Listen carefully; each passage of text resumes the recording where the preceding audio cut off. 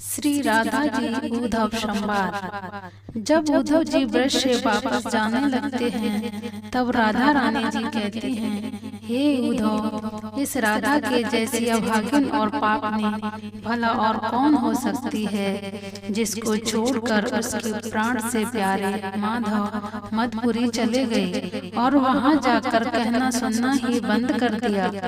पल पल मेरे हृदय की पीड़ा भीषण से भीषण रूप में बढ़ रही है। इस ताप से कंठ तालु भी सूख गए।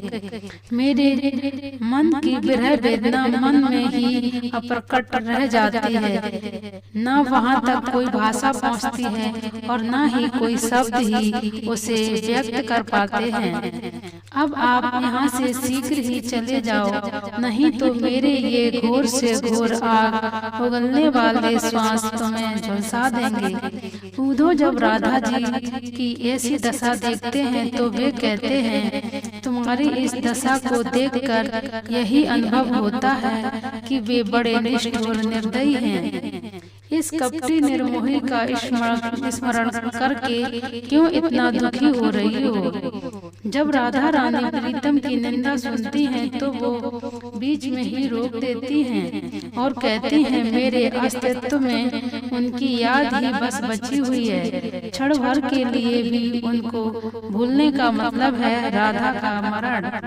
इतना कहते ही राधा जी रोने लगती हैं। राधा जी उद्धव जी से कहती हैं कि मेरे प्राणनाथ ने कहा था कि मैं 15 दिन में लौट आऊंगा, लेकिन यहाँ तो महीनों बीत गए और वो नहीं आए। अब ये विरह वेदना मुझसे नहीं सही जा रही है। उद्धव जी के जाते ही उन्हें मूर्छा आ जाती है। गोपियां उन्हें कमल पत्रों की सैया सुलाती हैं, पर राधा के स्पर्श मात्र से ही सैया जलकर भस्म हो गई। फिर गोपियां राधा रानी को दूसरे स्थान पर चंदन लगे वस्त्रों पर सुलाती हैं, पर वह सुगंध चंदोदक भी तत्काल सूख जाता है।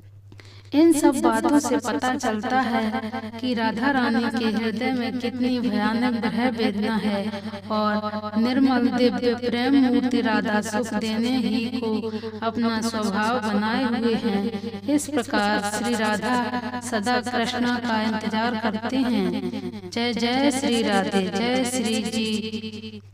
बोलो राधे राधे।